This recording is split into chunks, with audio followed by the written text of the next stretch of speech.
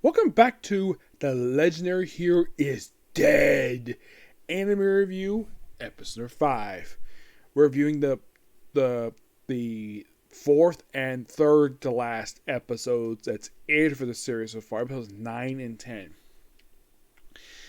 At the end of episode 9, there was a mysterious person with a red finger poked the Toka possessed Yuka, and it turns out what happened is that he woke up in the past and he's reliving his memories.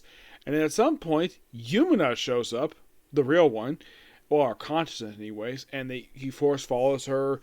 He kind of explains to her what happened when they were not together and the reason why he didn't make it in time. They kind of show that, and then reveal that the person behind this is some high-level demon with a very weak ability.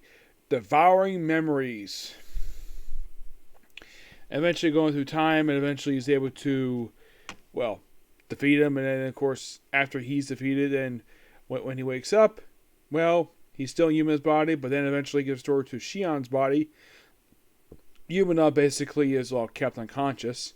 And then, of course, they had to sort of try to, they were like, think, okay, we'll come with a lie to lie to Yumina's father.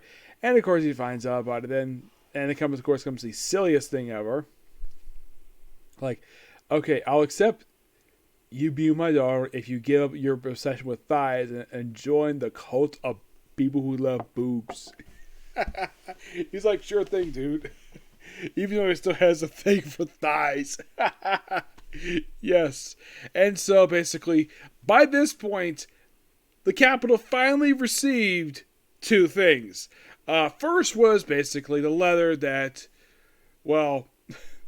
Toka sent back in episode 3. And we're episode freaking 10.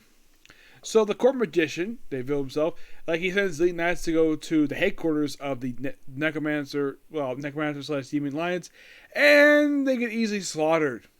Yeah, because Diego's too powerful. So eventually they come when they after they fix the carriage. And, of course, they're trying to lead the master, of course. And, of course, basically, they're too trusting of each other. And the fact he has a soft spot for his master. And then she follows him. And then, of course, basically, they come up with a very interesting idea. Okay, so they have... still have Toka possess Shion. Well, the corpse Shion. Then, eventually, we have Arya free Toka's real body. Basically, transmit the moment that we have his master stabbed back in the head, supposedly get rid of the soul, but he gets back to his normal body for the first time since episode 1. Yes, in terms of the anime, I think in the manga it had been about a little over a year since he last was his own body.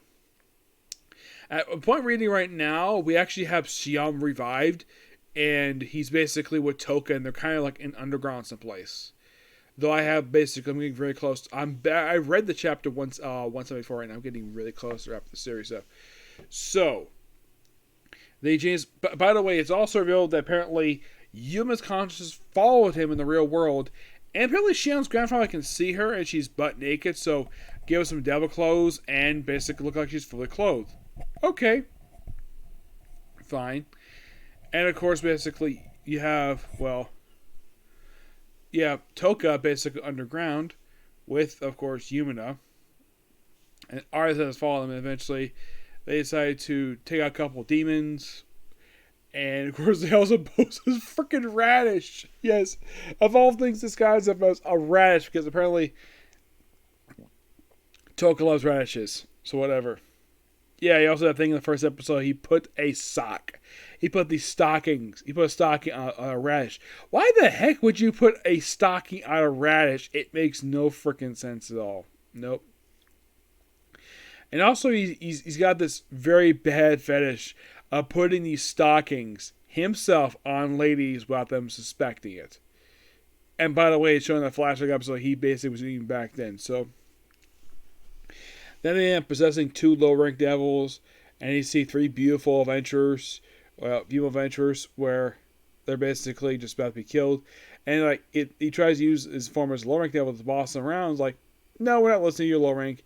Then he puts on a bandana and assumes the identity of a mid-ranked devil, basically high-ranking them, And so Adventurers, he tells Adventurers, I want you three to strip naked and put on these socks.